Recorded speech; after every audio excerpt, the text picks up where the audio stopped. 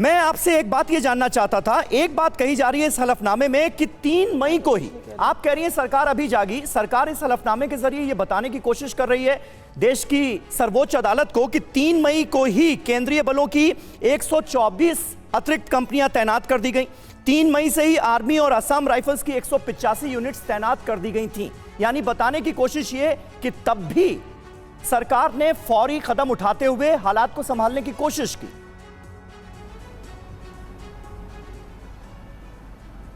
तो उस फौरी कदम का नतीजा क्या हुआ? सरकार हलफनामे में बहुत कुछ बोलती है। सरकार ने तो हलफनामे में सुप्रीम कोर्ट में बोला था कि एक भी व्यक्ति, एक भी प्रवासी मजदूर सड़कों पर नहीं है, और हमने अपने चिलचिलाती धूप में पैरों में छाले और फफोले पड़े हुए लाखों प्रवासी मजदूरों को उस वक्त भी देखा था। सरकार ने हलफनामे में बहुत कुछ कहा है कोर्ट में। मैं पूछना चाहती हूं, अगर 3 मई से ही इतनी फौरी बंदोबस्त कर दिया गया था, उसके बाद भी हिंसा क्यों भड़कती रही? मेरे 2 ही सवाल है, देखिए, और यह सवाल आज देश भी पूछना चाहता है। इसी सवाल का जवाब सदन में लोग चाहते हैं कि प्रधानमंत्री आकर दें।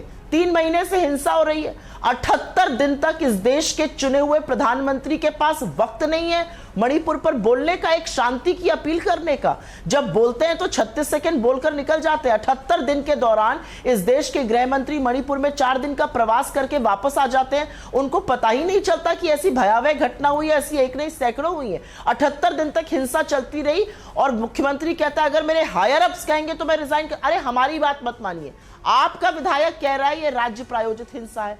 आपका एक विधायक हिंसा से ग्रस्त होकर उसने बिस्तर पकड़ लिया, लकवा मार गया है। आपकी राज्यपाल कह रही है स्थिति भयावह है। मैंने लोगों को शीर्ष पे बता दिया, लेकिन अभी तक कुछ हुआ नहीं है। आप किसी का तो जवाब दीजिएगा ना।